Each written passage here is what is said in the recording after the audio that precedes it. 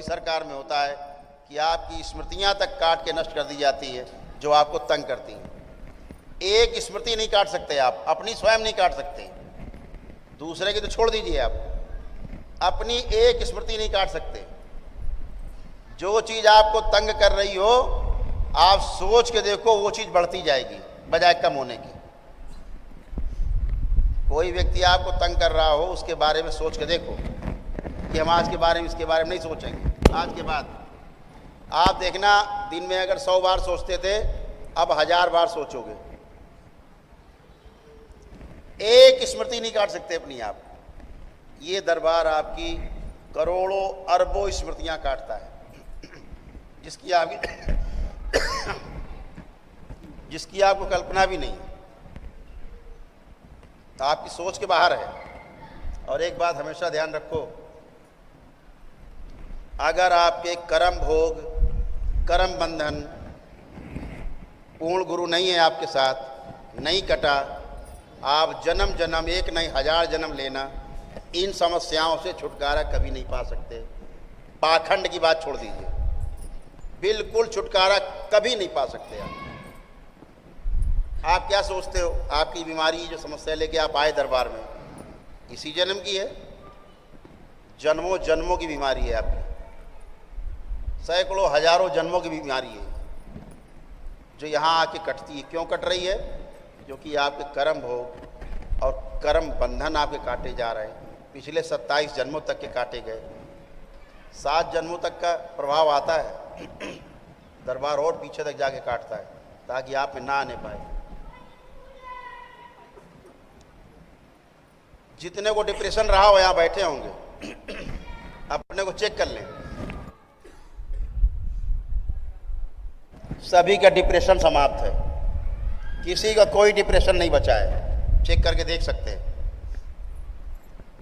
जिस कारण से डिप्रेशन था वो कारण भी आपको याद नहीं आएगा, सोच के देख लीजिए आप, कारण भी आपको याद नहीं आएगा। क्यों? क्योंकि बार बार स्मृतियां, बार बार स्मृतियां, बार बार स्मृतियां, सोच विचार, भाव विचार, विस्मृतियां बनती गई, मोटा गट्ठर तैयार कर लिया, वही डिप्रेशन है। सब कट के निकल जाता है, किसी में डिप्रेशन नहीं बचता। इस दरबार में अद्भुत रूप से आपकी चिकित्सा होती है। आप सोचते हो हमने हवन कर दिया, बहुत बड़ा काम कर डाला है, अपने लिए आप करते हो। वो आपकी ऊर्जा है जिसके दम पर आप अच्छे होते हो। यही हवन आप घर में कर लीजिए बगैर दरबार के सिद्ध हवन लिए, और टेढ़े हो जाएंगे, हुए होंगे टेढ़े, जितना किया होगा उतने टेढ़े हो गए होंगे, और ज़्यादा हुए। सबका अनुभव है ये पहली बार आप ऐसा देख रहे होंगे कि ये हवन करके आप लाभ आपको मिला है, ये पहली बार देख रहे होंगे। पहली बार आपको सनातन धर्म का सही सही प्रमाण मिल रहा होगा कि सनातन धर्म की क्या ताकत है।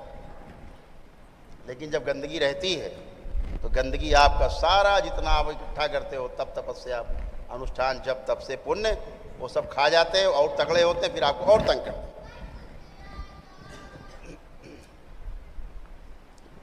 तो आपकी तमाम गंदगी जाती है। आज से आपकी जिम्मेदारी बढ़ती है कि आपको अच्छा अच्छा सोचना है। दरबार आपके साथ है, आप दरबार के हो चुके हैं। आपको 4-4 लेयर की, 4-4 घेरे सुरक्षा के आपके चारों तरफ हैं। कोई गंदगी आपके अंदर नहीं जा सकती, एक गंदगी आपके अंदर नहीं जा सकती। अब केवल क्या, आप गंदगी बनाओ। कैसे बनेगी गंदगी? 3-4 तरीके हैं। यहां से मान के चलिए कि 1000 आदमी एवरेज ठीक होके जाता है। अगर 1000 लोग ठीक होते हैं रोज, तो उसमें 10 लोग ऐसे निकलेंगे, 10-5 लोग कि फिर टेढ़े होके आ जाते हैं। क्यों आते हैं? या तो डीएनए ब्रेक करने में गड़बड़ी की है, या फिर हम ठीक करते हैं उनका, या बहुत जल्दी में है, वो बहुत ज़्यादा जल्दी में है, एकदम जल्दी में है। आप पता नहीं करौली सरकार की ट्रेन कब छूट जाए, जल्दी पकड़ लो गुरुजी को, जल्दी सब खत्म कर दो, किस्सा बचे ना एकदम से, प्राण चाहे निकल जाए उसमें, लेकिन सब निकाल के बाहर कर दो। कैंसर तो क्या हुआ, निकाल के बाहर कर दो, मर जाए तो मर जाए आदमी। ऊर्जा है नहीं शरीर में, शरीर में ऊर्जा है नहीं। ऊर्जा से तो आप ठीक होते हो। कैसे ठीक होते हो? आपकी ऊर्जा आपको स्वस्थ करती है। अब गंदगी आप में है नहीं, धैर्य। तो या तो डीएनए आपका गड़बड़ है, या आपने कोई माला फेरना शुरू कर दिया है बगैर दीक्षा लिए दरबार की, दरबार का दिया मंत्र छोड़ के कोई आपने पुराना अपना चालू कर दिया नाटक कि हमारे गुरुजी तो बड़े तपस्वी थे, लाओ माला जप ले। तो आपसे यही कहना, तुम्हारे गुरुजी इतने बड़े तपस्वी थे, इस बात को ध्यान रखना। आप निमंत्रण देते हो जब माला जपी, माला ने तो मानसिक बैठे जाप मंत्र जाप कर रहे हैं, आप मंत्र जाप करोगे, माला जाप करोगे, जो करते रहे आप पुरानी पुरानी स्मृति आप जहाँ लाए, पुरानी कोई भी स्मृति आप लाए, इस तरह के नाटक नौटंकी कि गांव हमारे वो पूजा होती, लाओ पूजा कर ले चल के, बकरा कटरा पहुंच गए। गांव में नौटंकी बहुत होती है, औरतें बैठ के 20-25 औरतें पंचायत बना के, फलानी मैया, ये गोबर मैया, और ये कंकड़ मैया, ये पपदा मैया, ये पथरा मैया, ये चिमटा मैया, समझ गए? इस तरह की मैया बना के करती ना, प्रेत ही पूजते हो, ध्यान रखना। और जिन्होंने पितरों के स्थान बना रखे हो, खास तौर से हरियाणा के लोग, कब्रें बना रखे हैं घर के अंदर, जूते मार मार के उखाड़ के फेंक दीजिए कब्रें अपने तोड़ के, समझ गए? इस तरह से गंदगी आप करोगे, आप में गंदगी आएगी, इसे भगवान भी नहीं रोक सकते। आप दरवाज़ा खोल के अपने डकैतों को आमंत्रित करो कि आओ भैया हमारे घर में सोना रखा, लूट लो के आओ। तुम्हें कौन सी पुलिस बचाएगी, कौन सी मिलिट्री बचाएगी तुमको? कोई ना बचा पाएगा तुम्हें। ये आत्महत्या कर रहे हो, ये ध्यान रखना। इस तरह के नाटक, डीएनए गड़बड़ करके बैठे, क्या करते हो आप? पेशी आ रही है और खुद ही डीएनए ब्रेक कर लिया कि फला फला को रख रहे हैं, अंदर वाले उल्टा करा देते हैं। जोड़ना 4 है, जोड़ लिया 14, आपको पता भी नहीं पेशी में क्या क्या कर डाला। कहाँ से डीएनए आपका ब्रेक हो जाएगा? बार बार कहा जाता है, रोज यही निकलते हैं 2-4 लोग जो डीएनए गड़बड़ करके बैठे होते हैं। जिनको पेशियां आती हैं वही डीएनए ब्रेक कर रहे हैं। तो ये जरा इस बुद्धि को अपना शुद्ध कर लेना है। तीसरा, आपने कहीं कोई संपत्ति पाई हुई है या आपकी पत्नी ने पाई हुई कोई संपत्ति, तो उस परिवार के मुक्ति का जिम्मा आपके ऊपर है। जैसे आपने अपने पितृ मुक्त कराए, ऐसे ही उनके पितृ मुक्त कराने की जिम्मेदारी आपके ऊपर है। इससे आप बच नहीं सकते। वो जरूर आपको सपने देंगे, पत्नी को दिखाई भी पड़ सकते हैं उसके मायके के पितृ, अगर संपत्ति मिली है आपको ससुराल से, पत्नी के मायके से, ममाने से, कहीं से भी, वो जरूर कहेंगे हमारी मुक्ति कराओ। सपना दें चाहे सामने बोलेंगे जरूर कि हमारी मुक्ति कराओ। ये ध्यान रखना है। इससे बचने का कोई उपाय नहीं है सिवाय उनकी मुक्ति की। आप सोचते हो ना कि दरबार में आए, ये हो गया, मुक्ति हो गई, जन्म हो जाएंगे, जितनी आसानी से आप बोल देते हो ना, तो आपको एक बात बता दें, दिमाग में नोट कर लो। आदमी के मरने के बाद लाखों वर्ष, कई लाख वर्ष तक दोबारा जन्म नहीं होता है, ध्यान रखना। मनुष्य योनि में जन्म नहीं होता है, ध्यान रखना। ये जो आप लोग बनाए हो ना नाटक, वो कराए हो, पिंडा पार आए हो, मुक्त हो गए, वो घर में जन्म ले रहे हैं। राक्षस घर में जन्म लेते, जो आप में रह रहे हैं शरीर के अंदर ना, नालायक बदमाश काबू करके आपको, यही जन्म लेते हो, शरीर में आकर के तुम्हारी फिर ऐसी की तैसी करते हैं।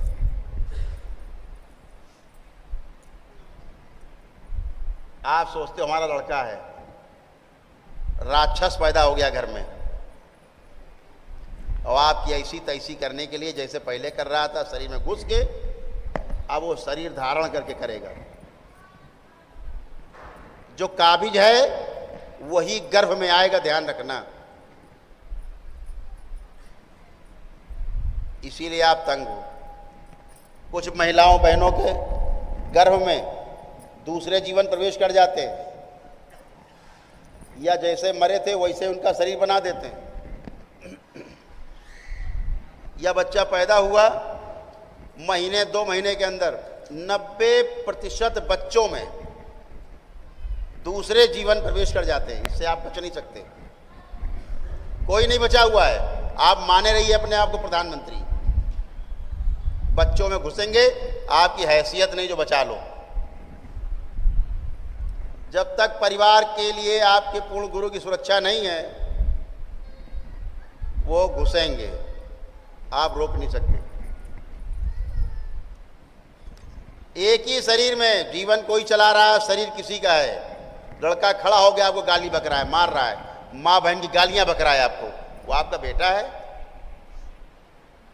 वो आपका बेटा है जो आपको गाली बक रहा है खड़े होके? आपको लात घूसों चप्पलों से मार रहा है, आपका बेटा है वो? आपकी सुन नहीं रहा है, आपका बेटा है? आपकी सुन नहीं रही, आपकी बेटी है वो? इसलिए पत्नी आपकी ना सुने, आप पत्नी की ना सुने, माता पिता की ना सुने, माता पिता आपकी ना सुने, यही ड्रामा है। और जब आप आते हो आगे तो प्रायश्चित करते हो, पश्चाताप करते हो, हमने ऐसा क्यों बोल दिया, हमने ऐसा क्यों कर दिया। जो आसुरी शक्तियां घुस आई अंदर, उनका जो कर्म भोग है, आपका तो है ही जो कर्म भोग। जो गर्भ से बच्चा बन के आ गई आपके यहाँ, या बच्चे में आ गए कहीं बाहर से, तो क्या है पता है आपको? उनके जो कर्म भोग हैं, उनको जो समस्याएं बीमारियां होनी, वो आपके शरीर में होंगी। जब दरबार द्वारा इनको निकाल के फेंका जाता, संहार किए जाते, मारे जाते हैं, इनकी स्मृतियां नष्ट की जाती हैं, सारी गंदगी जाती, तब उनके कर्म भोग नष्ट होते हैं और आप उस कष्ट से बचते हो। रोज आप देखते हो बीमारियां आपकी दूर होती हैं, इसीलिए दूर होती हैं क्योंकि वो जाते हैं। बीमारियां किसी और की, पितरों की, आसुरी शक्तियों की झेलते आप, वो आपका परिवार है। छोटे में घुस जाते हैं, आपने देखा होगा, तमाम पुनर्जन्म हो गया, फलाने गांव में थे और यहाँ पैदा हो गए, बता रहा अपने घर के बारे में, वहाँ सोना गड़ा है, वहाँ हमारा सामान गड़ा है, वो हमारी बीबी है, वो हमारे बच्चे हैं। प्रकृति के नियम में कोई खोट नहीं है, कोई पुनर्जन्म इस तरह का नहीं होता कि कोई बच्चा याद रख सके अपना पिछला जन्म। कोई जीवन ये अधिकार प्राप्त नहीं है ईश्वर की तरफ से। थंब रूल है, ध्यान रखिएगा। कोई भी बच्चा पैदा होता है, उसको पिछले जन्म की स्मृति बनी रहे, ऐसा प्रकृति में कोई विधान नहीं है। ये सब झूठ, एकदम झूठ, सफेद झूठ। दूसरा जीवन होता है वो जो बोलता रहता है, मैं यहाँ पे था, वहाँ था। जैसे अभी आपके यहाँ पेशी में बोलते हैं, वो बच्चा बोलता है, आपको लगता है तो बच्चा है। बच्चा नहीं, वो चच्चा बोल रहे हैं। बच्चा नहीं बोल रहे, चच्चा बोल रहा है। जैसे हमारे यहाँ अवस्थी जी बैठे, इनको अपने पिछले जन्म याद थे। इनको पिछले जन्म में बड़े जमींदार थे। इनके गांव से 8-10 किलोमीटर होगा इनका, जहां पिछले जन्म में थे। इनके अनुसार इनको सब याद था। इकलौती बेटी थी पिछले जन्म में इनकी। पूरा घर इन्होंने छोटे बताना शुरू किया, मेरा घर वहाँ, मेरी बंदूक वहाँ रखी, मेरा रुपया वहाँ, मेरा यहाँ पे पासपोर्ट वहाँ, दुनिया भर की सब चीज़ें, सोना यहाँ गड़ा, वहाँ गड़ा, सामान यहाँ गड़ा, चाबी यहाँ रखी, सब जाके इन्होंने बरामद कराया, सब बरामद कराया घर में जाके। अरे वाह, ये दोबारा जन्म हो गया। आज भी इनके परिवार के लोग, पिछले जन्म के लोग, इनको अपना पिता ही मानते हैं। इनकी बेटी इनसे 17-18 साल बड़ी, इकलौती बिटिया थी। लेकिन जो श्रीमान जी इनके बचपने में घुस गए थे, पैदाइशी में, उनको निकाल के जैसे हमने संगार किया, इनसे पूछ लीजिए अपना, इनको कुछ भी नहीं याद है।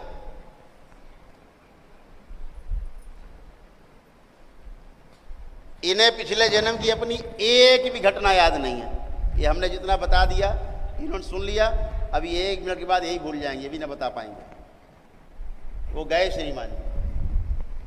ये दिन भर उसी घर परिवार में घुसे रहते थे, दिन भर वही चिंता, उसी परिवार की भी, सब देख रेख करना, सामान सब कुछ देखना।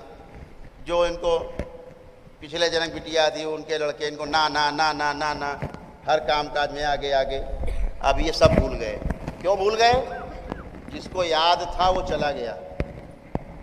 और लोग क्या मानते रहे? उनका पुनर्जन्म है।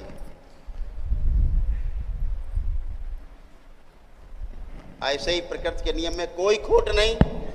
प्रकृति के नियम सदा सदा एक से हैं, एक ही रहेंगे। सूरज पूरब से निकलता है, पूरब से निकलेगा, पश्चिम में अस्त होगा। ये यूनिवर्सल है।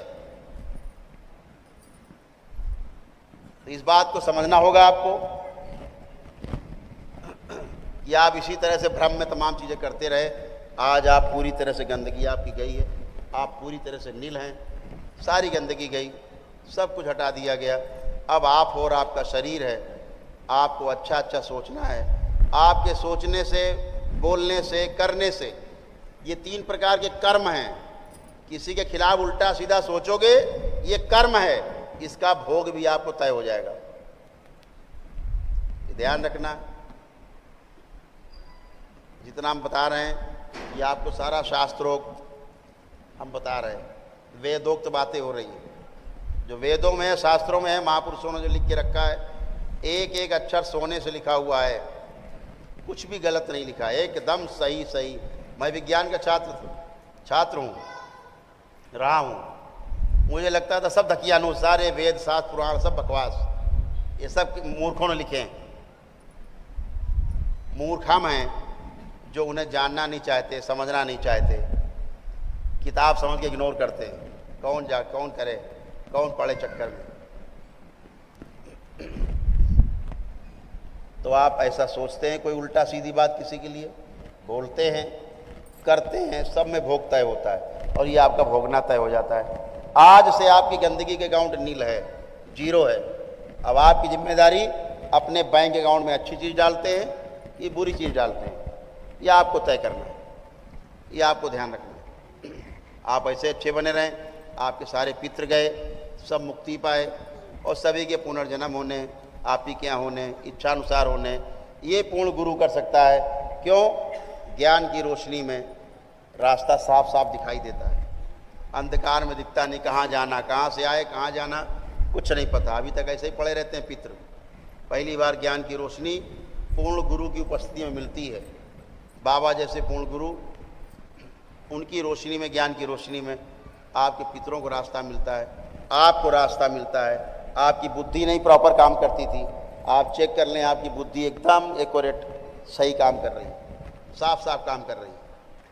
अब आप चाहे व्यापार करें, चाहे नौकरी करें, चाहे परिवार में संबंध निभाएं, सब कुछ प्रेम से निभा सकते हैं। केवल जो लोग पागल रहे हैं, अनाप शनाप उल्टी सीधी हरकतें करते रहे, मार पीट गाली गलौज करते रहे, उठा पटक करते रहे, मनमानी करते रहे, उनको लेपन की आवश्यकता है। जिनको पेशियां आती रही हैं, पेशियां कट गई, पेशियां ख़त्म हो चुकी हैं, लेकिन दिमाग में सूजन रह जाती है, उसको भी ख़त्म कर लें, ज़्यादा अच्छा रहेगा। दरबार से लेपन ले करके और लेपन कराएंगे। जो पागल रहे उन पर